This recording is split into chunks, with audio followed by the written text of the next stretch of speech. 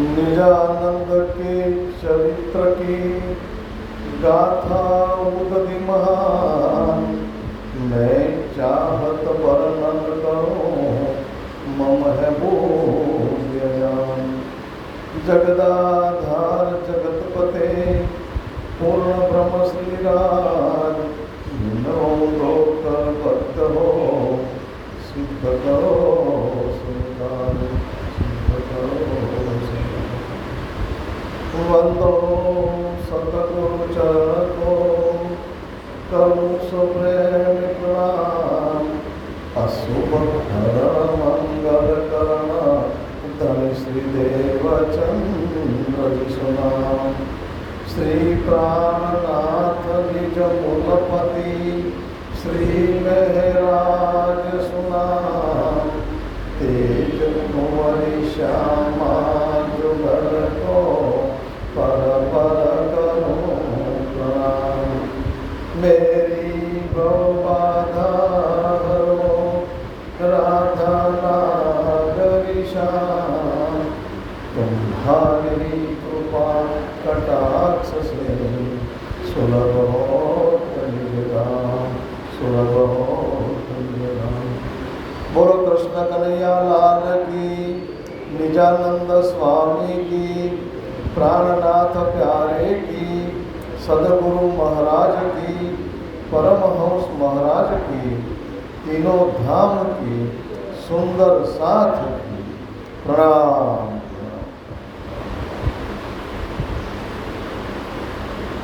ગઈકાલની કથામાં આપણે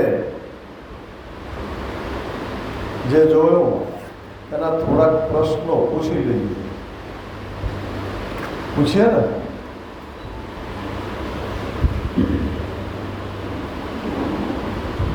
પ્રશ્નોમાં પહેલો પ્રશ્ન, મેં 3 યુદ્ધ કીધા ફરી ફરી, पछे गत मत मारी हरी। 3 युद्ध कया? आम तो मैं तमने पहलेथी कहूँ छे के जुदा जुदा विद्वानोए जुदो जुदो मत आप्यो छे, तो आपणे अहींया जे छे 3 युद्ध कया लीधा ए कहेवानुं छे। एक एक को वांधो नथी। है प्रयास क्या गया? अमदावाद जवा निकळेला ने, हाँ रस्ता में मळी गया। नंबर 2, हाँ बोलो, हाँ बराबर गया। 3जું युद्ध, हाँ द्रोण गया, बराबर है। तो आ 3 युद्ध थया। 3 युद्धनी अंदर भाईए कहूँ एक में यश मळ्यो, बीजामां अपयश अने अपमान बेव मळ्या, अने त्रीजानी अंदर अहंकार। आ बधा विषयों आपणा माथा उपर लेवा जोईए। हवे बीजा केटलाक विद्वानोनो मत एक स्पेशियल लेवा जेवो छे के ज्यारे देवचंद्रजीने धामगमन जवानो दिवस पोते नक्की कर्यो त्यारे महाराजने घरे मोकली दे छे। ना कहेवा छतां आग्रह करीने मोकले छे અને ગુરુનો અંતિમ સમયમાં હાજર રહી શકતા નથી, એટલે એમને દુઃખ થાય છે અને એ પણ માયાનું યુદ્ધ ગણવામાં આવે છે. હવે આપણે બેઝ કયો લીધો છે 3 યુદ્ધમાં? કે પોતાના સદગુરુના સત્સંગથી વિમુખ થયા એ ઘટનાઓ ઠીક આપણને પસંદ પડે, તેમાં કોઈ વાંધો નથી. ત્યાર પછીથી ખેતાભાઈ બરાબર મહામતીજી ઉપદેશ વાતો ઘણી બધી કરે છે પણ અસર થતી નથી. કેમ? હા બોલો. હા બરાબર છે. માયાનો જીવ માયાની જ ચિંતા કર્યા કરે, સીધો જવાબ. પણ એમનું ચિત્ત ક્યાં હતું? ધર્મમાં હતું જ નહીં અને એમાં મસ્ત રહેતા. ઠીક, સરસ. હવે એક બહુ અગત્યનો પ્રશ્ન, ફૂલબાઈનું ધામ ગમન કઈ સાલમાં થયું?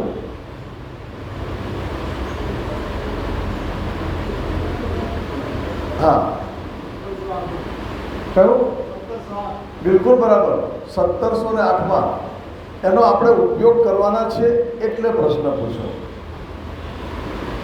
હવે સરસ મજાનો પ્રશ્ન, એ તો આવી ગયો છે તેમ છતાં ફરી.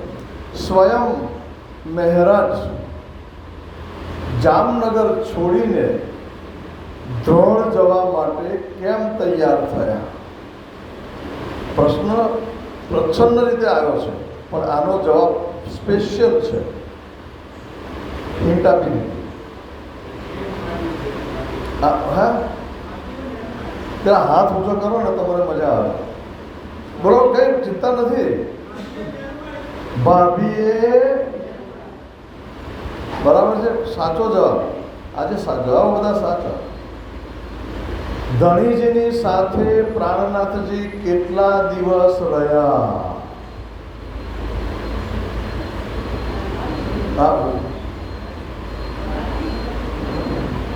બહુ ચિંતા નહીં કરવી, કઈ નહીં, ખોટું પડું ખોટું. અમે મારો અનુભવ આમ જીવનમાં ઉતારવા જેવો છે. હું ક્લાસ લઉં એટલે લગભગ 60 છોકરા 70 છોકરા, એક વાર તો 140 છોકરાઓ ક્લાસમાં આવામાં ભણાયેલું છે. તો કેટલીક વાર છોકરાઓને પ્રશ્ન પૂછીએ ને એટલે સંકોચાય, ખોટો આમ કરે, આમ સંકોચાય. હવે પરિસ્થિતિ કેવી જરા સમજો તમે, કે આબરૂ જાય તો મને એમ કહો કે જેટલા ક્લાસમાં બેઠા છે, માનો 11માં હોય 12માં, બધાની આબરૂ તો સરખી જ હોય ને. એમાં જવાની કોની ને આવવાની કોની, પણ તોય શરમાય. આપણે બધા બેઠા છે, સરખા છે, હું ને તમે બધા જ.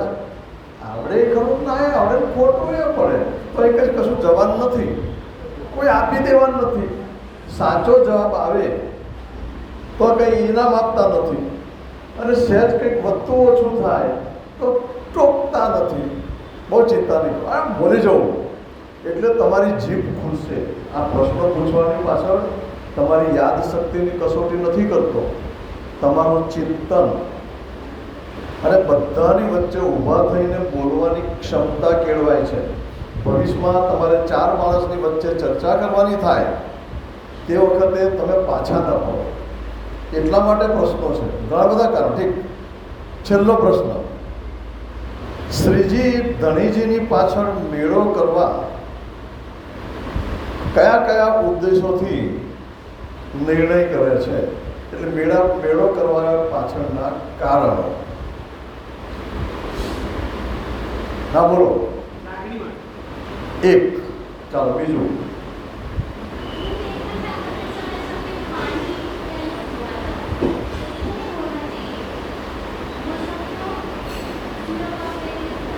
મને ઓછું સંભળાય છે અહીંથી.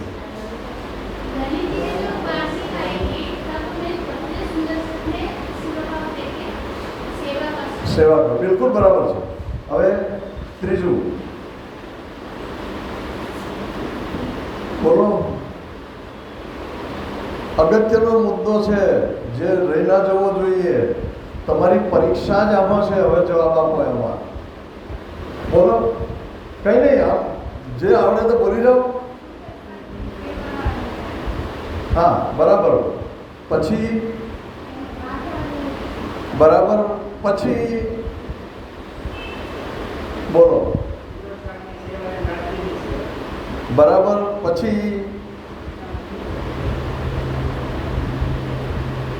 પરમધામમાં સેવા થવાની નથી, અહીંયા સેવા. હજી રહ્યું બાકી, હજુ કહી શકશો? છેલ્લો મુદ્દો. પરમધામમાં જઈને વાતો થાય કે મેં મેળો કરેલો, અહંકાર આવ્યો. આટલા બધા નિષ્કલંક થયા પછી પણ સેવા કરવાનો ભાવ, ત્યાં સેવા કરવાની નહીં મળે એ ભાવ, બધું સારું છે, પણ નાનકડી વાત આવી ગઈ. એક ટીપું લીંબુનું દૂધમાં પડી. રાજજી મહારાજ સહન ન કરે કે મોટે મેળે જઈને વાત કરીશું કે અમે આ કરેલું. આપણે દાન કરીએ તો કેવી રીતે સેવા કરવી, કેવી રીતે કરવી? અંદરનો ભાવ સંપૂર્ણપણે રાજ્યને સમર્પિત હોય, કોઈ ઈચ્છાની બદલાની, અહંકારની કોઈ બધાની વચ્ચે કેવો મારો વટ પડશે નહીં. એટલે પ્રબોધપુરીમાં જવું પડ્યું. ઠીક, આના સિવાય પ્રબોધપુરીમાં જવાના ઘણા બધા કારણો છે. આ એક કારણ. ગઈકાલે આપણે પુનરાવર્તનમાં પણ થોડુંક ઓછું લીધેલું કે એક આમ વિષયો મૂકવા માટે છે, નવું અંદર ઉમેરવા માટે કહું છું કે પરમાત્માની ઓળખ કોણ આપે? યાદ રાખજો, ક્રીમ, પરમાત્માની ઓળખ કોણ આપે? બોલો, કોણ? આ તો પ્રશિક્ષણ વાળા ઉભા થઈ ગયા. હા, હું કહું છું ગુરુજી. પછી બીજું, ગુરુજીને કોને ઓળખાણ આપી હોય? હા, બરાબર. હવે જુઓ, પરમાત્માની ઓળખ પરમાત્મા સિવાય કોઈ ના આપી શકે. યાદ રાખજો, પરમાત્માની ઓળખ પરમાત્મા સિવાય કોઈ ના આપે. ઋષિ મુનિઓ આપે નહીં. કદાચ એમને ભાસ થાય તો ટપ થઈ જાય, ભાસ થાય તો પણ ટપ થઈ જાય. તો પછી કોણ નજીકનું કોણ આવ્યું? સખીઓ આવી. તો સખીઓ રાજ્ય મહારાજની ઓળખ આપે? ના આપે. કારણ કે 24 કલાક રાજ્ય મહારાજની સામે જ જો કરે છે, રાજ્ય મહારાજના પ્રેમમાં ડૂબેલા રહે છે. પછી ઓળખ રાજ્ય મહારાજ કેવા? હવે જુઓ, ના આપે તો કોણ આપે? સમર્થ, સામર્થ્યવાન સ્વયં પરમાત્મા આપે. તો હું આવો છું, મારું ધામ આવું છે.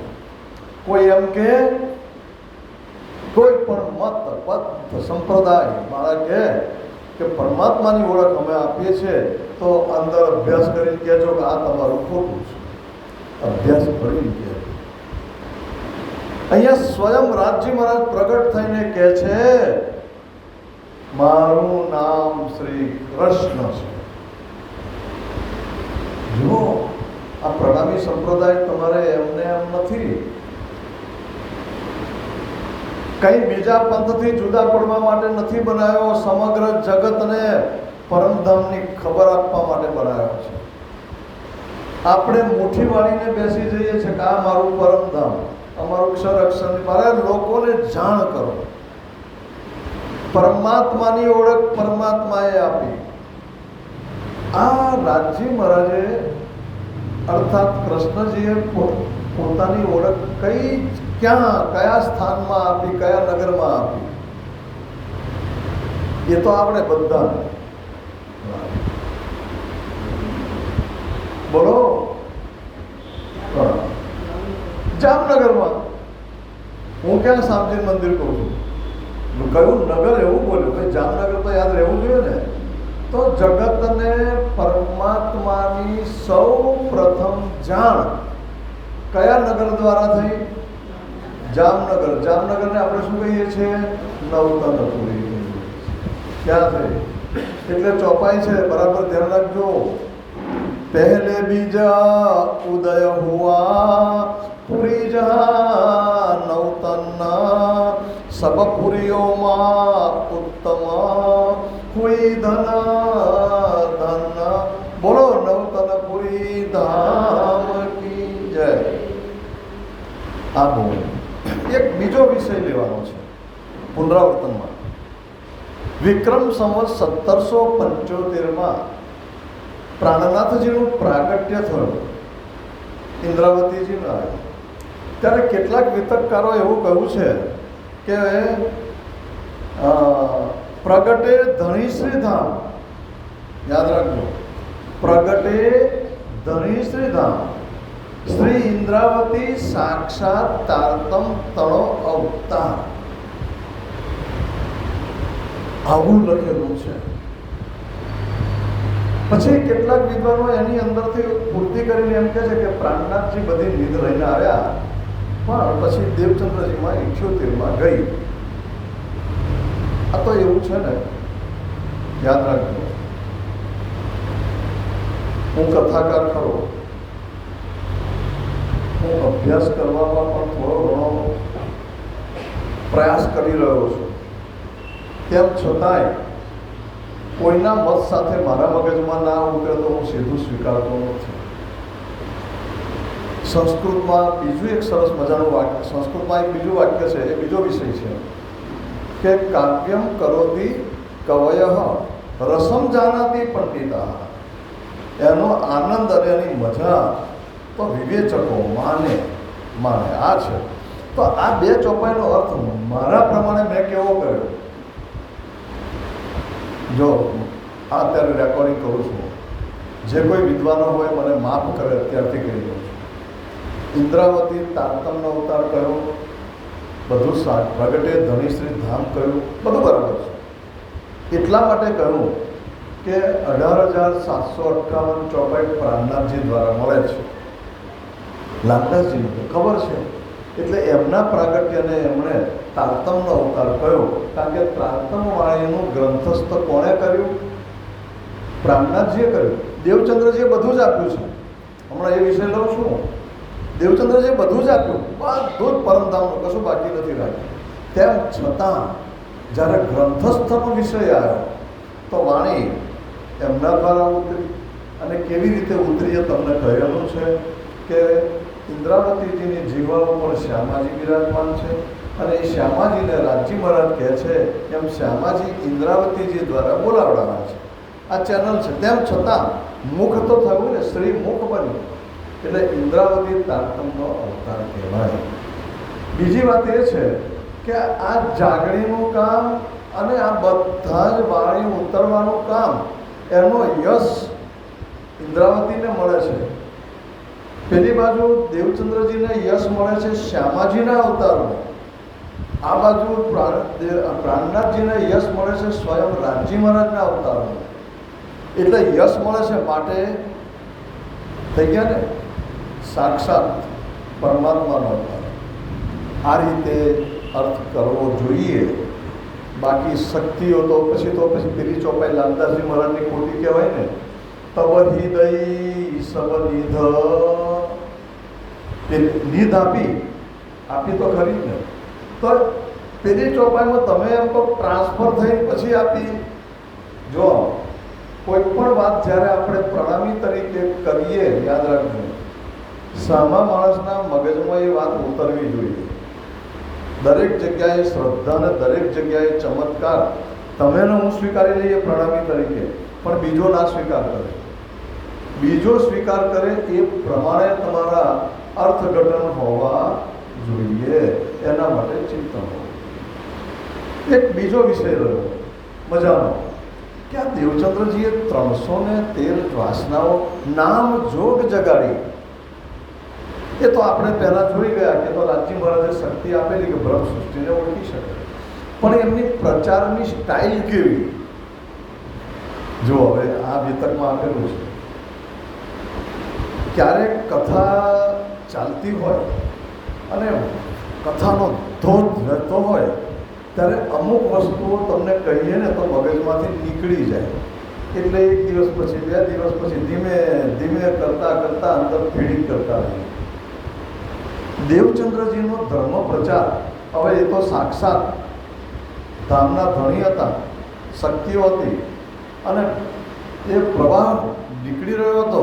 એટલે સુંદર, હું શું કહું, જો ધ્યાન રાખજો, પ્રણામી તરીકે કોઈની સાથે વાત કરવી હોય, હું શું કહું, હું કેવી રીતે કહું કે સમગ્ર સુંદર સાથ સમજી શકે.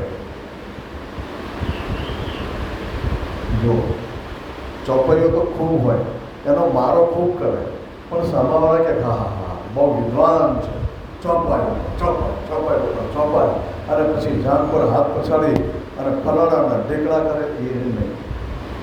પહેલાં જુઓ તમે દરેકના ચહેરા ઉપર કે એના મગજમાં કેટલું, હું શું કરું, શું કહું. કોઈ નવો સુંદર સાથ આવે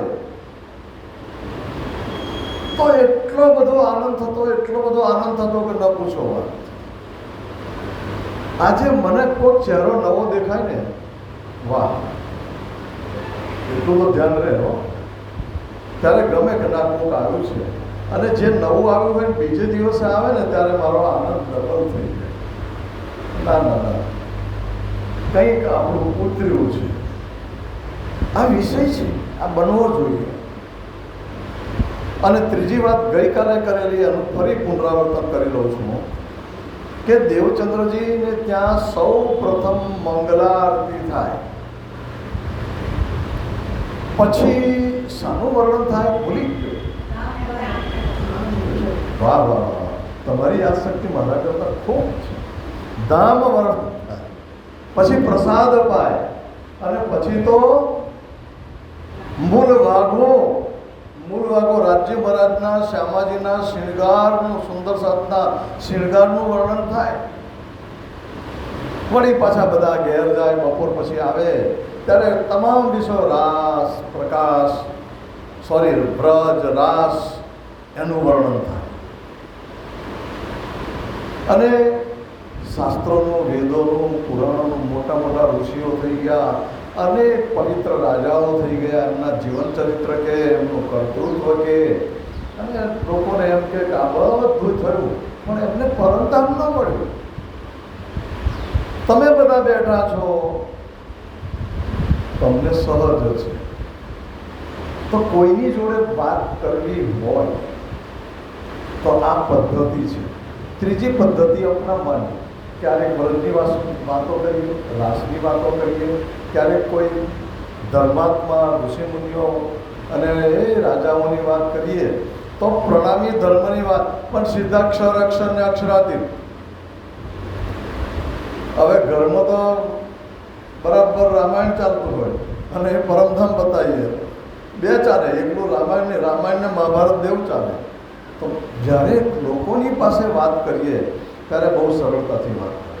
હવે આપણે ચોપાઈ દોરાઈ લઈએ છીએ, સમય લીધો છે 20 મિનિટ જેટલો, પણ આ જરૂરી હતું. ઠીક, ગઈકાલની ચોપાઈ.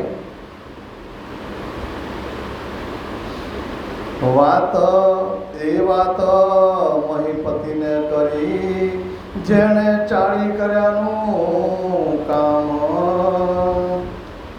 આ તો વાત એવી થઈ, અક્રૂરે કીધું એમ, અક્રૂરે કીધું એમ. અક્રૂરજી જો રેફરન્સ આપે, સંદર્ભ કે અહીંયા છેતરામણી થાય છે, યાદ રાખજો. પરોક્ષ રીતે વિતકકાર એવું કહે છે કે અક્રૂરજી જેવું હતું. અક્રૂરજી છેતરીને કૃષ્ણને બળરામને લઈ ગયેલા. કૃષ્ણની ઉંમર 11 વર્ષ 52 દિવસ, રાસલીલા રાત્રે પૂરી થઈ. 53મા દિવસે અક્રૂરજી ગોકુળમાં આવે છે. વ્રજલીલાની વાત છે, વ્રજની વાત છે. 53મા દિવસે અને નંદ રાજાને મળે છે કે ભાઈ એક યજ્ઞ રાખ્યો છે કંસ રાજાએ યજ્ઞ રાખ્યો છે અને તમને બધાને આમંત્રણ આપ્યા છે, અને ખાસ કરીને તો કૃષ્ણ અને બળરામને સ્પેશિયલ આમંત્રણ આપ્યા છે, અને એમને લેવા માટે હું આવ્યો છું.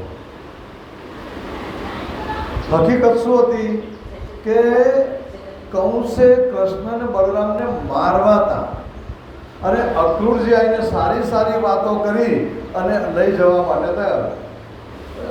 નંદ રાજા ના પાડે છે, જશોદાજી ના પાડે છે, નાના અમારા છોકરાઓ નાના છે, અને રાજ દરબારમાં અને પાછા છે તોફાની કંઈ અડકણું કરી દે તો ખોટું અપમાન થાય અને એમને સજા થાય, ને લઈને નહીં મોકલી દે.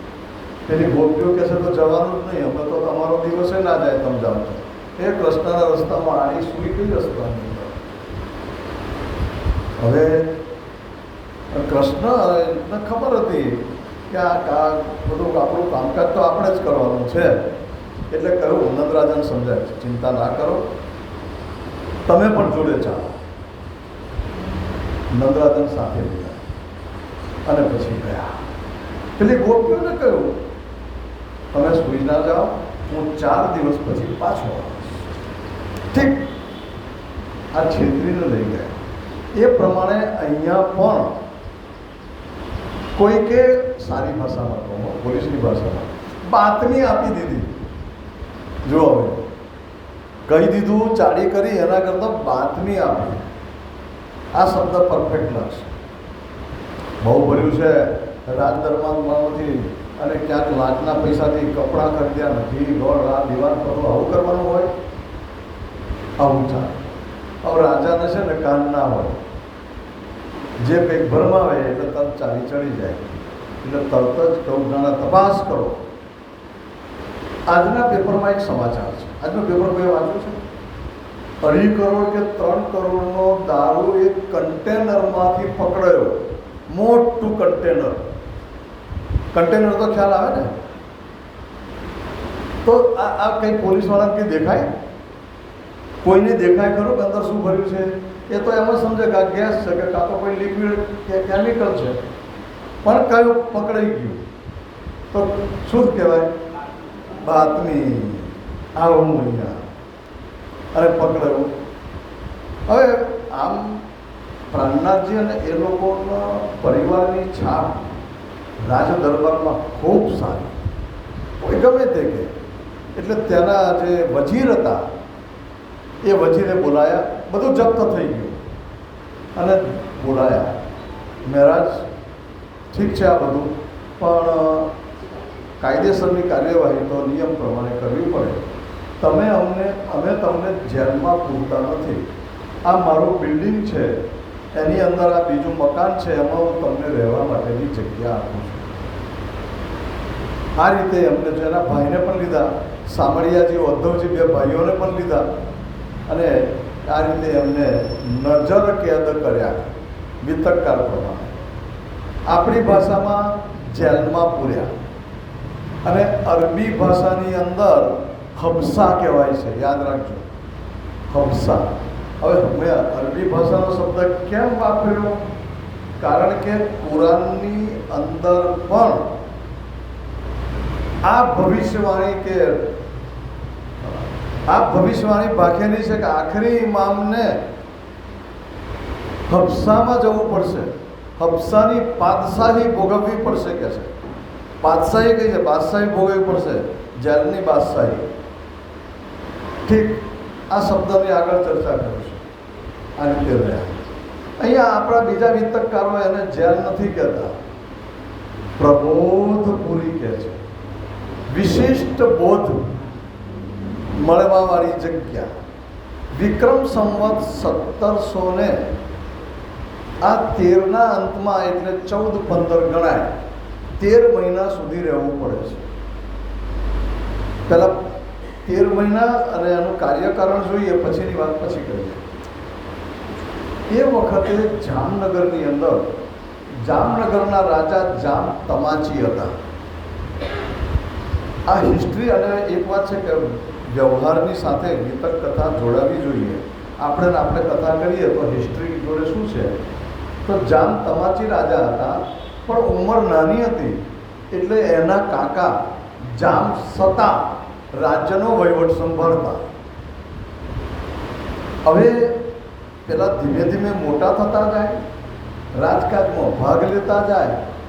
સ્વાભાવિક છે કે પછી છોકરો મોટો થાય એટલે કાકા હવે તમે મને થોડુંક ચલાવવા દો. હવે જેણે સત્તાનો નશો ભોગવ્યો હોય અને એમાં કાપ આવે તો ગમે ના ગમે, એટલે એમની મિનિસ્ટ્રીમાં પણ 2 ભાગ પડવા લાગ્યા. એક મૂળ રાજાને સમર્પિત અને બીજા જામ સત્તાના સમર્પિત. મૂળ ઓરિજિનલ રાજા તો પ્રાણનાથજીનો પરિવાર જે છે ને એ મૂળ રાજા જોડે સમર્પિત. હવે આ પેલાને ખૂંચે જામ સત્તાને, કારણ આ પરિવાર ખરો છે અને દાવ મળી ગયો, દાવ રમી ગયા.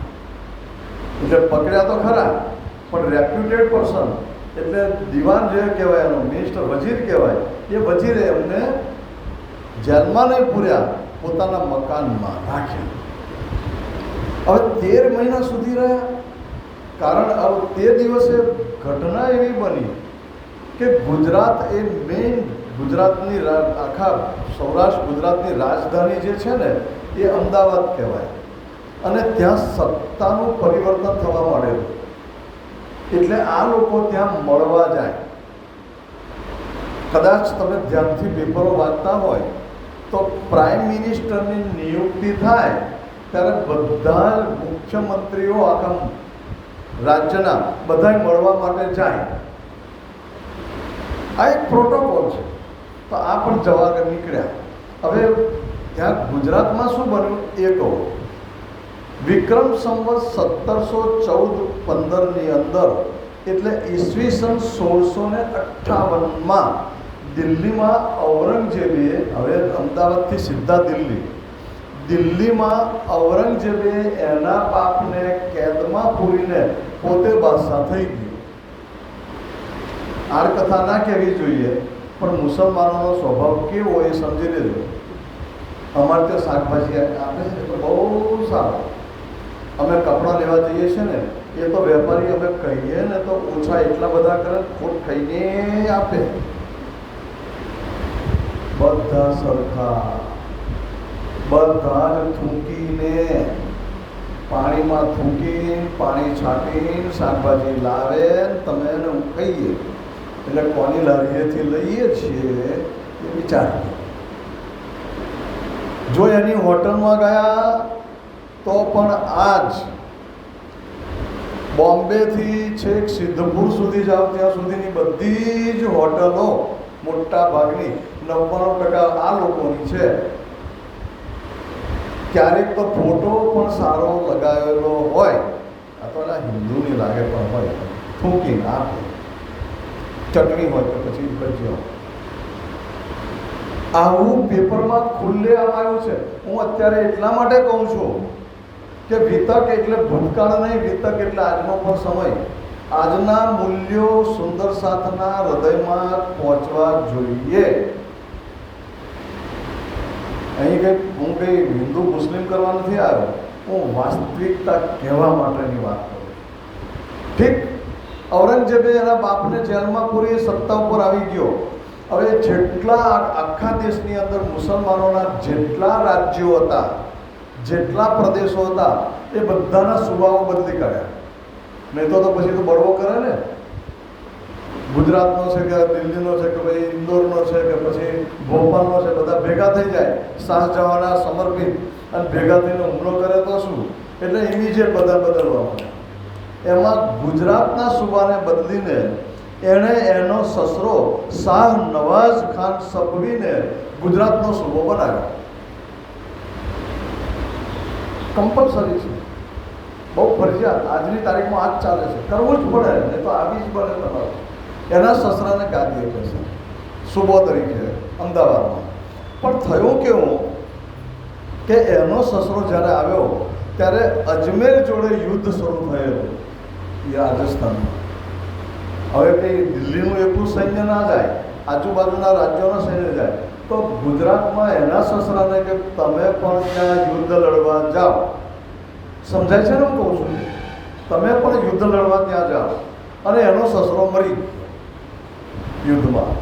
જેને સૂબો બનાવેલો એ સસરો મરી ગયો. આ 14-15ની વાત ચાલે છે. હવે પેલા મળવા આવ્યા છે. જેવા મળવા આવ્યો પેલો લડવા ગયો અને 2-4 મહિના કપ થઈ ગયો. હવે નવો સૂબો આવે તો મળવા ફરી જામનગરથી આવું, એના કરતાં રોકાઈ જાઓ ને.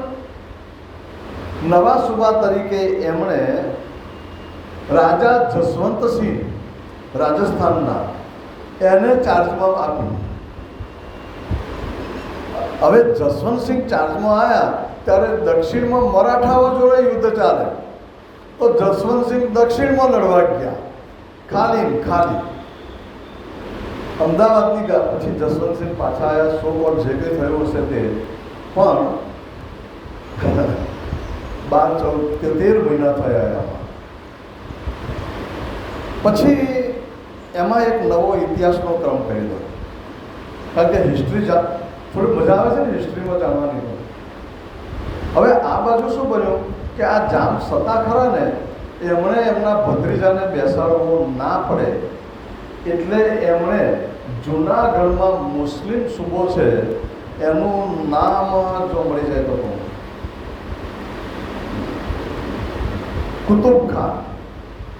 કુતુબ ખાન જૂનાગઢનો નવાબ હતો. એને સાધ્યો કે તું એક કામ કરજે, જામનગર ઉપર હુમલો કર અને પેલાને ટપ કરજે અને પછી મને ગાદી આપ, અમે તને પૈસા ખરીદવા બંધાવીશું. આ તો જોઈતું જ હોય. ત્યાં રાજકારણમાં તો આ જ ચાલે. પેલો તૈયાર થયો, પણ છતાંય સંક્રાંતિ કાળ ચાલતો હતો એટલે સીધો હુમલો ના કર્યો. હવે બન્યું કેવું કે જસવંતસિંહ જે છે એમને પ્રશ્ન જરા ઊભો થયો. એ દક્ષિણમાં લડવા ગયા ત્યારે ગુજરાતનો ચાર્જ આ કુતુબ ખાનને આપવામાં આવ્યો. એટલે ગુજરાતનો સૂબો જુનાગઢનો નવાબ કુતુબ ખાન બની ગયો. હવે કુતુબ ખાનને પૈસાની તો લાલચ હતી, જો ધ્યાન રાખજો. અને પેલા સામેથી આમંત્રણ આપેલું એટલે યુદ્ધ કરવું તો પડે જ. 2-3 વર્ષનો ગાળો થઈ ગયો, એ આપણે આગળ આવશે. એટલે કુતુબ ખાન પછી આગળ જતા હુમલો કરવાની વાત કરશે. આ હિસ્ટ્રી. તો સ્વામીજીને 13 મહિના કેમ રહેવું પડ્યું ખબર છે? કે રાજાને વજીરને બંનેને ત્યાં લાંબો ટાઈમ રહેવું પડ્યું. એટલે અહીંયા પ્રાણનાથજીને રહેવું પડ્યું. પણ આ રહેવાની જે ઘટના બની ને એ રાજી મહારાજની ગોઠવેલી હતી. પ્રબોધપુરી, વિશિષ્ટ પ્રકારનો બોધ મળે એવી પૂરી. અને જેલ છે ને એને જેલ ના કહેશો ભાઈ, સંપૂર્ણ જેલ નથી હોતી. કૃષ્ણનો જન્મ ક્યાં થયો? પછી એમ ખોટું કહેવાય. એટલે જેલમાં જવું પડે કોઈ શરમ ના. પણ ખોટું ના કર્યું હોય તો દુઃખ નહીં અનુભવવાનું, ખોટું કર્યું હોય તો સ્વાભાવિક છે. ઠીક. અહીંયા આ જ વસ્તુ બને છે. જવું પડ્યું. હવે વિષય આપણો પુનરાવર્તનમાં એક મુદ્દો કાલે કહીશું, નથી જવું. રિપીટ કાલે કરશું એટલે મજા આવશે. ભાઈ ઉદ્ધવજી છે, સામૈયાજી છે, મહેરાજ છે. હવે આનું મૂળ પોતે મહેરાજ, એમને ખૂબ આઘાત લાગ્યો. યાદ રાખજો, જ્યારે દુઃખ પડે ત્યારે કેવી રીતે વિચાર કરવો, આ બહુ અગત્યનો વિષય છે. અહીંથી જવાય નદી તરફ, અહીંથી જવાય રણ તરફ. નદી તરફ જવું છે કે રણ તરફ જવું છે? અહીંથી જવાય ટોચ તરફ, અહીંથી જવાય ખીણ તરફ. કઈ બાજુ જવું છે? રણમાં જવું છે, અને ટોચ ઉપર જવું છે, શિખર પર, કે ખીણમાં જવું છે? મહારાજને આ વિષય બન્યો. પણ આ બધા વિષયો તો દુઃખ આવે ત્યારે ધ્યાનમાં ઓછા આવે છે. બહુ દુઃખ થાય, હોસ્પિટલમાં દાખલ થવું પડે ત્યારે રાજી મહારાજ એટલા યાદ આવે છે. જરા વિચારી જોજો. આ વિષય છે. ઠીક. મહારાજનો વિષય જુદો હોય. અરે આ મારા 2 ભાઈઓને મારે લીધે, અને તે પછી વિષય, હવે મૂળ વિષય આવશે. ધર્મ માટે મેં કર્યું, મારા માટે તો નહોતું કર્યું. મારે સુંદર સાધની સેવા કરવી હતી, વિહારીજીની સેવા કરવી હતી, અને મને આ દુઃખ. અત્યારે એમને સદગુરુ, હવે હું સદગુરુ શબ્દ વાપરું. સદગુરુનો વિરહ એટલો બધો લાગ્યો કે ના પૂછો વાત. હવે સદગુરુ પ્રત્યે કેટલો પ્રેમ હશે. કશું મેળવવું હોય તો સદગુરુ ઉપર પ્રેમ હોવો જોઈએ. ડેલી પ્રેમ કર્યો હોય તો અંતિમ સમયે ધ્યાન આવે, કટોકટીના સમયે ધ્યાન આવે. મહારાજા છત્રસાલજી પ્રાણનાથજીનો અંતિમ સમય આવી ગયો, થઈ ગયેલો પૂરો, અને મઉથી છે આવવાનું. મઉ કેટલા કિલોમીટર છે? કદાચ તે જમાનામાં સીધો કોઈ રસ્તો છે તોય 8-10 કલાક તો જોઈએ. સવારથી વહેલા નીકળી ગયા ઘોડો લઈને. ઘોડો પણ એટલો જબરજસ્ત. પણ વરસાદ કે મારું કામ, કારણ કે ચોમાસાની સિઝન, અષાઢ મહિનાની ચોથ, અને કેન નદી વચ્ચે આવી. કેન નદી પણ લગભગ જે પન્ના ગયા છે એમણે જોઈએ છે, એટલું પાણી જાય, ફાસ્ટ પાણી જાય. અને જે પહાડી નદીઓ હોય ને, પહાડી નદી કોને કહેવાય? જે પહાડમાંથી નદી જતી હોય અને સપાટ જમીન પર આવે તે વખતની વાત છે. એટલા પહાડથી ઊંચેથી પડે એટલો બધો ફોર્સ હોય કે ગમે તેવી વસ્તુ ઢસડી જાય. એ કેન નદી તો એવી નજીકના પહાડમાંથી નીકળે, એટલો પ્રવાહ ફાસ્ટ જવું જ છે. પેલા ઘોડીવાળાએ ના પાડી દીધી, નહીં જવાય. હવે પણ સદગુરુનો વિરહ એટલો થયો કે નક્કી મને સંદેશો મોકલ્યો, કંઈ અંદેશો છે. અરે પછી ધામ ધણીકી જાય, ઘોડો અંદર નાખ્યો, નીકળી ગયા, પહોંચી ગયા. સ્વામીજીની સમાધિ અવસ્થા હતી, એમાં જાગી ગયા સ્વામીજી. પછી વાતો ચાલે છે, ઘણી બધી વાતો થાય છે. ત્યારે કહે છે કે હું બહુ કષ્ટ વેઠીને આવ્યો અને તમારી કૃપાએ હું અહીં આવ્યો. કારણ કે છે ભાઈ તું આવ્યો છે એવું ના માનીશ, આ મારો બળડો જો ઘોડાના 4 ડાબલા પડ્યા. ક્યારે આ થયું? ભર ચોમાસામાં સમર્પિત સદગુરુને છે એટલે આ એને લાભ મળ્યો. અહીંયા એ જ વાત બને છે. જબરજસ્ત વિરહ, સદગુરુનો વિરહ થયો. અરે માણસ હોય ને, જો આડી વાતો કરીશું, માણસ હોય ને ત્યારે એની કોઈ કિંમત, અને જાય ને ત્યારે બહુ યાદ આવે. હકીકત છે. પણ બરી શું કરીએ, જીવતા હોત તો રોટલાને બદલે શીરો કરીને ખવડાવો, અને પણ ખવડાવો તો પહેલાં કિંમત. હું આ કિંમતની વાત કરું છું, ધ્યાન રાખજો. આ તો એક ખાલી દ્રષ્ટાંત છે, સમજવા પૂરતું. કોઈ સેવા નથી કરતું એવું તો બનતું નથી. એકબીજાને ગમે તે પુરુષ હોય સ્ત્રી હોય. પણ મારો કહેવાનો મુદ્દો શું છે, પછી યાદ વધારે આવે છે. સારા સારા ગુણો આપણી સાથે સમય પસાર કર્યો હોય એ બધું યાદ આવે. પ્રાણનાથ જેને યાદ આવવા લાગ્યું, ગુરુની કૃપા કેવી. મારા વગર એમનો જીવ નહોતો જતો. મને બોલાયો, 22 દિવસ સુધી મને જ્ઞાન સતત આપ્યા કર્યું. આવા ગુરુ અત્યારે દુઃખના સમયે નહીં, હું જેલમાં આવું ત્યારે સદગુરુ નહીં. 14 આંસુઓ રડવા માંડી પડ્યા, ભોગ મૂકીને રડવા માંડી પડ્યા. ભય જબરજસ્ત વિરહ, અપાર વિરહ થયો. અને તે વખતે અંદર જે પેલી શક્તિઓ 12માં આવીને બેઠેલી, સુંદરભાઈ, શ્યામાજી, રાજજી મહારાજ, પરમધામની ફણાક કરતીને જાગૃત થઈ ગઈ. બોલો હવે આ વિતકની વાસ્તવિકતા છે. શું આવ્યું?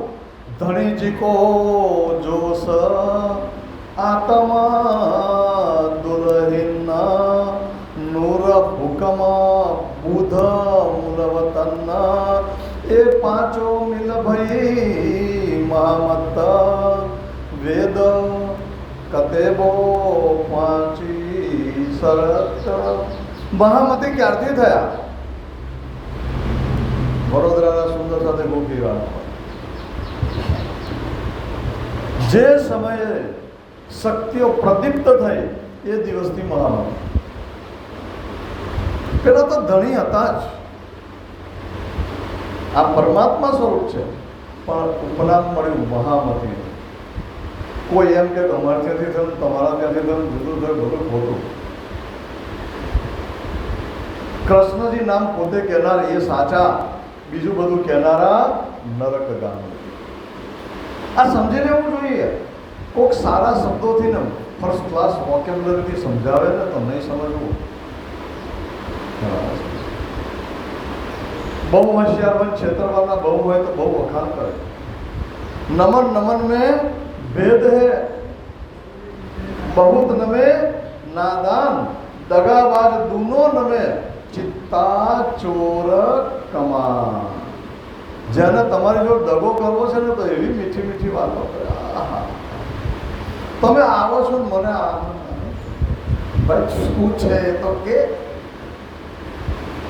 ઠીક ઠીક વિષયાંતર ભલે થાય, પણ અહીંયા તમે જુઓ શક્તિઓનું જે આપણો વિષય જે છે ને એ મહામતી અને કૃષ્ણજીનો હતો. કોઈ ગમે તે કે સાક્ષાત રાજજી મહારાજ એમ કે હું એમ કહું મારું નામ રમેશભાઈ છે, પછી મારે લિવિંગ સર્ટિફિકેટ બતાવવાનું, હું જ કહેતો મારું નામ, તો કૃષ્ણએ એમ કહ્યું કે મારું નામ કૃષ્ણ છે, પછી ક્યાં ગર્વ, ક્યાં લઈ જાઉં છું? ફલાણામ લખ્યું છે, ઢીકણામ લખ્યું છે. હવે લખવાવાળો તમારા જેવો હશે કોઈ સારા અક્ષર આવે એટલે વિદ્વાન ના થઈ જવાય. સારા અક્ષરવાળા લખે ને ભાવ આવી ગયો લખી કાઢ્યું, પણ એણે ખાલી મથાળું બાંધ્યું છે, મંત્રની જોડે જોડ્યું નથી. તો કોકે પાછો બીજો ડાયો આવ્યો તો મંત્રની જોડે જોડી નાખ્યું. એટલે હવે આ સારું પણ પેલા જાતે જ કહી દીધું તો પણ અહીંયા એકદમ શક્તિઓ જાગૃત થઈ ગઈ. અને શક્તિઓ જાગૃત થઈ એટલે રાસ માટેની વાણી ઉતરવા માંડી. એમને રાસ પ્રત્યક્ષ થયો અને તે વખતે પહેલી ચોપાઈ ઉતરી. થોડુંક ભૂલી જવાય છે, હવે ઉંમર થઈ જાય. કોઈને યાદ છે?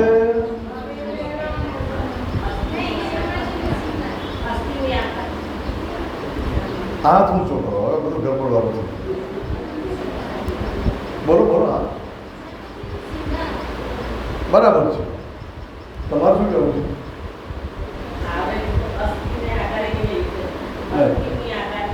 ના, અખંડ સ્વરૂપનો અસ્થિર આકારે શોભા કહું ગણવે કરીને સ્નેહ. તમે અડધેથી બેઠા પહેલું બાકી બરાબર તમારી વાત બરાબર. અખંડ કહ્યું પણ મેં કહ્યું કે આ ઊંચો કરો ત્યારે થતું હોય. તમે પહેલા બોલ્યા હતા એ જ બોલ્યા હતા, મારું ધ્યાન છે. બરાબર છે. તો અખંડ સ્વરૂપ શ્યામાજીનો શૃંગાર હતો. બહુ ધ્યાન, મજા આવશે. રાસ ગ્રંથનો પ્રારંભ થયો અહીંયાથી. શ્યામાજીનો શૃંગાર કેમ અને રાજજીનો કેમ નહીં? આપણે ધણી શ્યામા શ્યામ પેલું નામ કોનું આવ્યું? બીજું કારણ આ તો ઠીક છે, ચોપાઈ બોલ્યા.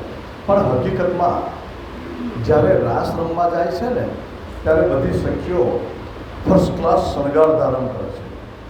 યોગ માયાનો દેહ ધરીને શ્યામાજી થયા. યોગ માયા એટલે મળવાની ઈચ્છાને લઈને સાદા વસ્ત્રોને બદલે ફર્સ્ટ ક્લાસ ગરબાના નવા ચણિયા ચોળી પહેરી લીધા. એ વર્ણન એક સ્વરૂપ કેવું હતું હવે જુઓ, મજા. એ સૌથી પહેલી નજર ક્યાં પડે? આજુબાજુમાં હોય એની ઉપર. કૃષ્ણ તો સામે ઊભા છે પણ શ્યામાજી બાજુ છે. પણ શ્યામાજી તો આપણા આરાધ્ય છે અને આપણે વળી પાછા એમનો આનંદ અંગ છીએ. તો શ્યામાજીને જોયા અને ઇન્દ્રાવતીજી શ્યામાજીના શૃંગારનું વર્ણન પહેલું કરે છે. પછી નજર આમ શ્યામાજીનું અને એ શૃંગાર વાંચજો, આજે મજા આવશે જબરદસ્ત. પછી એના પછી છઠ્ઠું પ્રકરણ હશે કદાચ, પણ રાસ ગ્રંથમાં મળી જશે, અર્થ પણ આપેલા છે, સરળ છે. બીજા નંબરની અંદર રાજ્ય મહારાજના શૃંગારનું વર્ણન છે. આની ચર્ચા હિન્ટ આપેલી હતી. રાસમાં રાજ્ય મહારાજ શૃંગાર કેટલા ધારણ કરે છે? હા, પૂછો કરતો નહીં. કેટલા? 1 2 3 4 5 2. કેટલા શૃંગાર? ક્યારે કહું? રાસ રમવાનો શરૂઆત કરે છે ત્યારે, અને પછી અદ્રશ્ય થઈ જાય છે અને આવે છે ત્યારે. પહેલી લીલા જે થઈ એને બ્રહ્માનંદ લીલા કહેવાય. આ ગોખી રાખજો, ક્યારેક પ્રશ્ન પૂછવાનો છે.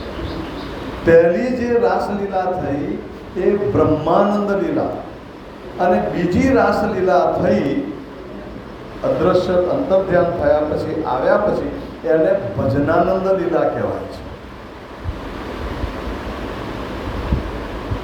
આ રીતે 2 વખત પોશાક ધારણ કરે છે અને એની ચોપાઈ કહેલી જરૂર પડશે ત્યારે. તો આ રીતે શ્યામાજીનો શૃંગાર પહેલો. રાજ્યનો પ્રથમ શણગાર શ્યામા તણો વર્ણન કીધું વેદ. વેદોમાં પણ કંઈક છે એના અંશ. પછી શણગાર શ્રીરાજનો ભાવ્યો સર્વે વેદ. પછી શણગાર તે વર્ણન કરવી વિધ. પછી શૃંગાર સુંદર સાધનું. આ રીતે વર્ણન છે. પછી રાસ રમે છે અને બધું આ રીતે રાસગ્રંથ ઉતરે છે. અને અહીંયા વિતકકાર થોડુંક વધારાનું જ્ઞાન આપે છે. રાસ ઉતરે છે, પછી પ્રકાશ ગ્રંથ ઉતરે છે, પછી ખડવતી ગ્રંથ ઉતરે છે. આ પહેલા 3 ગ્રંથ. અને કલશ ગ્રંથની અહીંયા એક ચોપાઈ લખી છે, એક ચોપાઈ ઉતરે છે. કલશ બીજ ઉદય થયો એક ચોપાય તે અહીં કલશ ગ્રંથનો પ્રારંભ પ્રબોધપુરીમાં થાય છે. પછી રસ્તામાં પ્રકરણો ઉતરતા જાય છે અને એમાં બેહદની વાણીનું પ્રકરણ એ દીવમાં ઉતરે છે. પછી વાણીપુરી સુરતમાં થાય છે. એટલે ઘણા લોકો દાવો એમ કે કલશ ગ્રંથ નહીં ઉતર્યો, બાપા તમારે અમને ક્યાં વાંધો છે, ઉતરી છે ને એટલે બહુ ઠીક. આ રીતે વાણી ઉતરે છે. વિતકકારે એ પછી કઈ વાણી ક્યાં ઉતરી એ કહ્યું અત્યારે કહી દઈએ કહેવાનું. એટલે આપણે સ્વરૂપ સાહેબનું કામ પૂરું. રાસ, પ્રકાશ, ખટઋતુ, ખટઋતિ, સટઋતિ બધું બરાબર. આ 3 પ્રબોધપુરીમાં ઉતર્યા. એ પછી કલશ ગ્રંથ એનો પ્રારંભ નવતનપુરીમાં એટલે પ્રબોધપુરીમાં, ત્યાંથી ઉતરતા સુરતમાં એ ગ્રંથ પૂરો થયો. ત્યાર પછી અનુપ શહેરમાં જ્યારે સ્વામીજી પહોંચે છે ત્યાં સનંદ ગ્રંથ ઉતરે છે અને ત્યાં પ્રકાશ અને કલશ ગ્રંથનું હિન્દીકરણ થાય છે. જો સ્વરૂપ સાહેબમાં છે ને પ્રકાશ ગુજરાતી, પ્રકાશ હિન્દુસ્તાની, કલશ ગુજરાતી. એટલે સ્વામીજી જાતે સ્વયં એનું હિન્દીમાં અનુવાદ કરે છે. ત્યાર પછીની આવે ખુલાસા ગ્રંથ. કિરણની વાત છેલ્લે કરે. ખુલાસા ગ્રંથનો પ્રારંભ રામનગરમાં થાય છે. આપણી વિતકમાં આવશે ત્યારે ફરી કહીશું. અને એ બધા જ બાકીના ગ્રંથો ઇવન અહીંયા ખુલાસાથી માંડી અને બધા જ ગ્રંથો પદ્માવતીપુરી પન્નામાં ઉતરે છે. કયા કયા ગ્રંથ? ખુલાસા, ખિલવત, પરિક્રમા, સાગર, શિંગાર, સિંધી અને મારફત સાગર. આ 7 ગ્રંથો ક્યાં ઉતરે છે? પન્નાની. લાલદાસજી મહારાજે એની ચોપાઈ આપી છે, ધ્યાન રાખજો, એટલે ગેરસમજ ન થાય કરવું. જો એ પ્રદક્ષિણા નિજ ધામ કી, સાતો સ્વરૂપ શ્રી રાજ, સો સારે પરનામીને વાસ્તે સંયમ કે સુખ કાજ. પરમધામની પ્રદક્ષિણા કરવી હોય તો આ 7 ગ્રંથને ધ્યાનથી વાંચવા જોઈએ. આ અર્થ થાય. આમ પણ રાજ્ય મહારાજના 7 સ્વરૂપ કહી દો તો વાંધો નથી, પણ નિજધામની શબ્દ આવે ત્યારે આખું પરમધામ આવી જાય છે. એટલે રાજ્ય મહારાજના 7 સ્વરૂપો ઓકે, 5માંથી 4 માર્ક. પણ જો 5માંથી 5 જોઈતા હોય તો આખા પરમધામને સમજવું હોય તો આ 7 ગ્રંથો વિશે કહી દઉં થોડું ચાલુ આગળ કહી દઉં. જુઓ, અને હા છેલ્લે પરિક્રમા ગ્રંથ સ્વામીજી જ્યાં જ્યાં ગયા અને જે પ્રશ્નો આવ્યા અને એમના હૃદયમાંથી વાણી ઉતરી એ આખો પરિક્રમા ગ્રંથ છે. શ્રીમુખ વાણીને સમજવી હોય અને અંદર હૃદયમાં કોઈ પણ પ્રકારનો પ્રશ્ન આવતો હોય તો પરિક્રમા ગ્રંથની અંદર તેનો ખુલાસો મળે. દરેક પ્રકારના વિષયો લઈ લીધેલા છે. હવે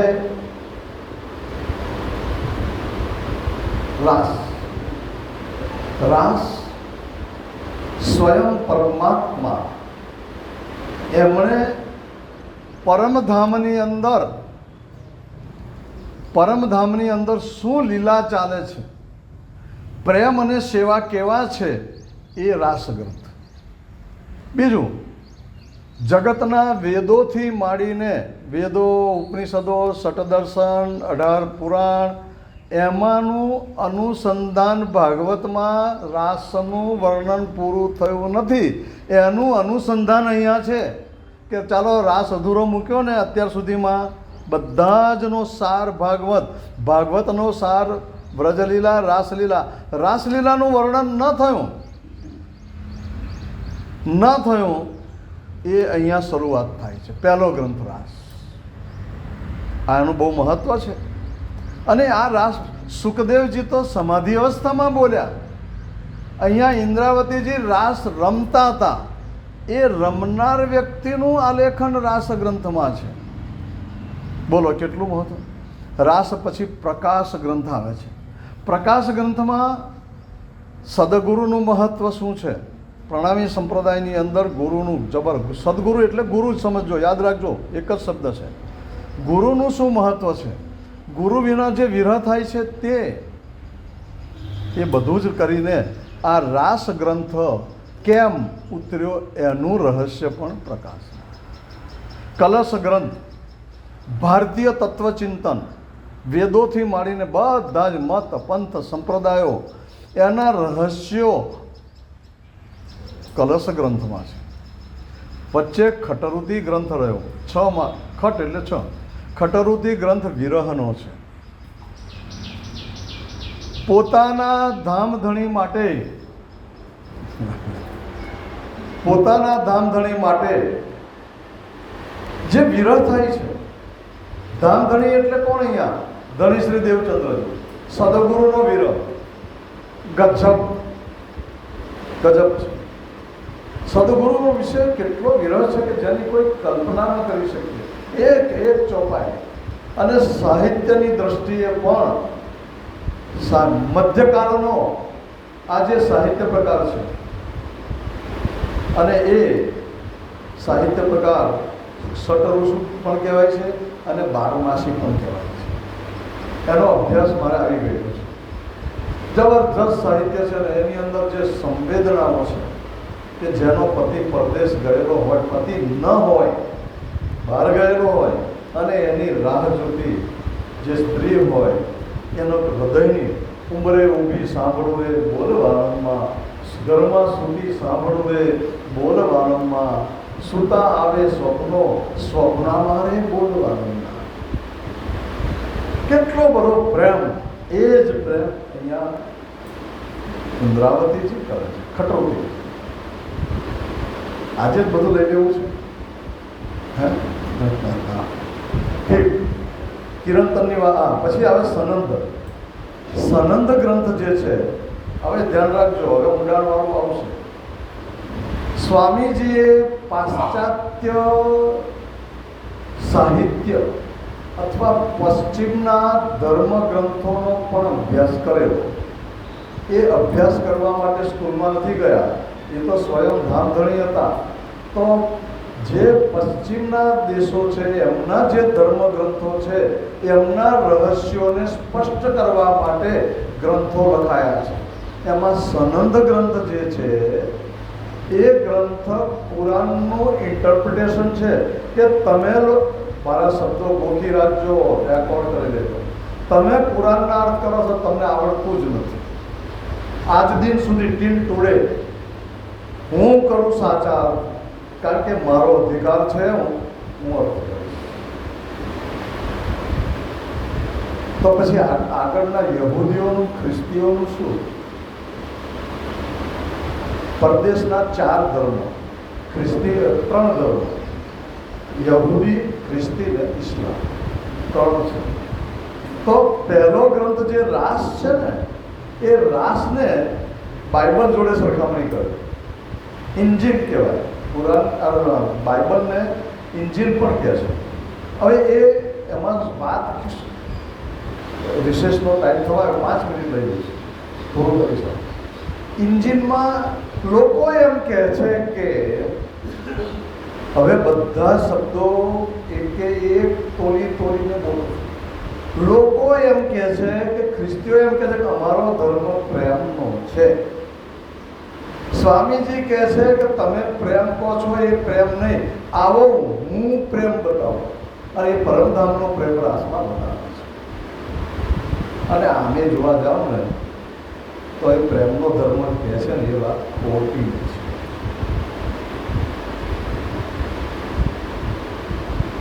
તો તારા કપડાં વેચીને તલવાર ખરીદ અને લોકોને ક્રિશ્ચન બનાવ, આવું બાઇબલમાં બને.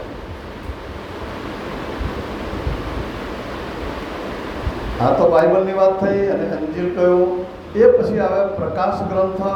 પ્રકાશ ગ્રંથ જે છે એ જંબૂર ગ્રંથ, યહૂદીઓનો ગ્રંથ. આપણે આ પણ ખ્રિસ્તીઓને લખ્યો તોરેત, જંબૂર. હા, હવે તોરેત ગ્રંથ એ કલશ ગ્રંથ. હવે જંબૂરમાં એટલે કે પ્રકાશ ગ્રંથ. પ્રકાશ ગ્રંથ એટલે શું? સદગુરુ કોને કહેવાય, વિરહ કોને કહેવાય, બાઇબલને લગતા વિરહના પદો લખેલા છે. શામાં? જંબૂરમાં. પણ કહે છે કે ના, જો હવે તમારે જોવું હોય તો વિરહ આને કહેવાય, સદગુરુ આને કહેવાય. અને એ પછીથી આવે છે પ્રકાશ, પ્રકૃતિ, રાસ, પ્રકાશ, કલશ. કલશ ગ્રંથ એ તોરેત ગ્રંથ યહૂદીઓનો છે. હવે મેં હમણાં કહ્યું કલશ ગ્રંથ જે છે એ તો ભારતીય તત્વચિંતનનો ગ્રંથ છે. તો આમાં યહૂદીઓનું શું આવ્યું? ત્યારે આ યહૂદીઓનો ગ્રંથ ખ્રિસ્તીઓ ને ત્યાર પછી આવે મુસલમાનો ક્રમશઃ. તો યહૂદીઓનો જે ગ્રંથ છે ને એમાં સિદ્ધાંતોની વાત કરેલી છે. આપણે વેદોમાં કેવું લખ્યું? માતૃદેવો ભવ, પિતૃદેવો ભવ, સનાતન સત્ય. આજે કોઈ ફેરફાર થાય એવો છે એમાં? એવી વાણી એમણે લખી. પણ જો સ્વામીજી કે અમે કહીએ છીએ ને એ પરફેક્શન છે. એટલે આ 3 ગ્રંથો થયા. ચોથો થયો સનંદ ગ્રંથ. એમણે કહ્યું કે તમે કુરાનમાં કહો છો એની કોઈ લેવા દેવા નથી, આ સાચું. પછી આવે ખુલાસા. કોઈના મનમાં હજી કંઈક રાઈ ભરેલી હોય અને પેટમાં કંઈક દુખતું હોય તો ખુલાસો તો થવો જોઈએ ને. પેટમાં દુખે તો શું લેવું પડે? કોઈ ચૂર્ણ લેવું પડે. એવી રીતે આટલા બધા ગ્રંથોના અધ્યયન પછી રાસ, પ્રકાશ, પ્રકૃતિ, કલશ, કિરંતન વાંચ્યા પછી પણ પ્રશ્ન હોય તો એ આ સ્પષ્ટતા કરતો ગ્રંથ એટલે ખુલાસો. ત્યાર પછી ખિલવત. આટલું પૂરું થાય, ધ્યાન રાખજો, આટલું પૂરું થાય. હવે પરમધામની વાત સીધી આવે છે. બહુ માણસ પરફેક્ટ થઈ ગયો કે નહીં, હવે આ ફિલોસોફી પરફેક્ટ છે એટલે પછી એને ખિલવતમાં એટલે મૂળ મિલાવામાં લઈ જવામાં આવે. મૂળ મિલાવો શું છે? ત્યાં મહાકારણ કયું બન્યું, કારણ કયું બન્યું, રાજજી મહારાજ જોડે આપણે કયો પરિસંવાદ થયો, રાજજી મહારાજે શું કહ્યું બોલ્યા, આપણે શું જવાબ આપ્યો, અને એની અંદર એટલું બધું સૌંદર્ય અને એટલી બધી મજા છે કે તેની કોઈ મર્યાદા નથી. એમાં શરૂઆતના ગ્રંથોમાં અહંકાર કાઢવા માટેની વાત છે. જો હવે વિવેચન કરવા બેસી ગયો છું તો કરી નાખવાનું, ફરી નહીં કરું. શરૂઆતમાં ખિલવત ગ્રંથની અંદર અહંકાર કાઢવાની વાત છે. અહંકાર કાઢ્યા વગર પરમધામની વાત મગજમાં ઉતરે નહીં. ગાદી, હું પૈસાદાર, હું સત્તાવાળો, હું જ્ઞાની, આ કશું જ ના ચાલે. બધું બાજુ પર મૂકી દો, ઊંચ પર ઉતારીને આવો છો ત્યારે તમને ખિલવતની મજા આવે. તમે એની જોડે એક રૂપ થઈ શકો, સમાધિ લાગે. તો પછી આગલા ગ્રંથોનું શું? રાસ, પ્રકાશ, પ્રકૃતિ, કલશ, સનંદ, કિરંતનનું શું? અરે એનું પણ કહેલું છે. રાસ ગ્રંથના પ્રારંભની અંદર શરૂઆતમાં માયા છોડવાની વાત છે. 5 પ્રકરણો માયા છોડો તો જ રાસનો આનંદ મળે, નહીં તો અવળા જ અર્થો કરો. માયા છોડી બધું બરાબર, અહંકાર ન છૂટે. ખિલવતમાં જોયું અહંકાર છે. ખિલવત પછી આવે છે પરિક્રમા ગ્રંથ. હવે પરમધામની એન્ટ્રી. આખું પરમધામ કેવું છે, એક કે એક રજે રજની માહિતી તમને મળી જાય. સૌથી મોટો ગ્રંથ શ્રીમુખ વાણીમાં હોય તો પરિક્રમા. પરિક્રમા પછી શું આવે છે? સાગર. વાહ! સાગર ગ્રંથ એ રાજજી મહારાજ ને શ્યામાજીના શૃંગારનું વર્ણન છે. રાજજી મહારાજ કેવા, સ્વરૂપ કેવું, પરમાત્માના સ્વરૂપને ધ્યાનમાં લીધા વગર લોકોએ છાપેલી મૂર્તિઓ ફોટાની પાછળ જ પડ્યા કરી. બહુ સ્પષ્ટ વાત છે, ખુલ્લી વાત, શરમ નહીં. રાજજી મહારાજના સ્વરૂપને સમજવું હોય, સાગર. વાહ! પછી પરમધામ જોઈ લીધું. ત્યાર પછીથી રાજજી મહારાજ શ્યામ ખુલાસા પરિક્રમા સિંધી આવ્યો, સોરી શૃંગાર ગ્રંથ આવ્યો. રાજજી મહારાજના શૃંગારનું વર્ણન સાગરમાં તો છે જ, પરંતુ શૃંગારની અંદર જરા જુદા પ્રકારનું છે. ડિટેલિંગ, સૂક્ષ્મ વર્ણન. પેલામાં તો કહી દીધું 7 હાર પહેર્યા છે, નામ આપી દીધા, પણ એ હાર કેવો ખ્યાલ છે? ગીરવાન કોલર તો કેવો, બરાબર? બ્લાઉઝ શામલ એ કેવો, ચોટલો કેવો, એક નાડાના રંગ આપે છે. બોલો કેવું છે? કશું બાકી નથી રાખ્યું. ડિટેલિંગ કેટલા શિંગાર. એમાં જો તત્વચિંતન દરેકમાં છે, માત્ર આટલું જ હોય એવું નહીં. શિંગાર પછી આવ્યું કયું? સિંધી ભાષામાં એમની માતા છે ને સિંધ પ્રાંતના હતા, એટલે માતૃપક્ષની ભાષા સિંધી છે. એમની માતૃભાષા ગુજરાતી, ધ્યાન રાખજો, માતૃભાષા ગુજરાતી, પણ માતાની ભાષા મીઠી ભાષા સિંધી ગ્રંથ છે. એમાં રાજજી મહારાજ જોડે ઘણી બધી દલીલો કરી સખી તરીકે, અને કહ્યું ભાઈ અમારો દોષ કશો નથી. ઘણા વકીલાત કહે છે, ઘણા વાદ વિવાદ કહે છે. મને તો એના કરતાં જુદી વ્યાખ્યા આપવાનું મન થયું છે. ઇન્દ્રાવતીજી દિલની વાતો કહી દે છે. સિંધી ગ્રંથ એટલે રાજજી મહારાજના દિલની વાત. હવે દિલની વાતમાં તો ભાઈ જો એક વાત છે, પત્નીને બહુ દાડા થઈ ગયા હોય ને, 1 2 મહિના થયા હોય અને દિલની વાત કહેવા બે તો પછી કશું બાકી રાખે? હાકના તો બોલો બાપા, નહીં તમને કહીએ તમે આવું કરો છો, બરાબર છે? તે દિવસે હું શેઠ મારે મોડું થયું તો એકલા કથા જતા રહ્યા. ક્યાંક ના કે ભાઈ કે ને ઠીક છે, બાકી તો હવે જાણો આ ખબર. પછી આવે છે મારફત સાગર. એનું ગુજરાતી થાય પૂર્ણ ઓળખનું જ્ઞાન. ઘણા લોકો એવો પ્રચાર કરે છે કે મારફત સિવાય કશું ના ચાલે, મારફત સાગર જોઈએ, મારફત ભાઈ સાગર જોડી દીધો જોઈએ, મારફત સાગર વગર કશું ના ચાલે, પરમધામ જવાય જ નહીં. નરકગામી લોકો શું કહે?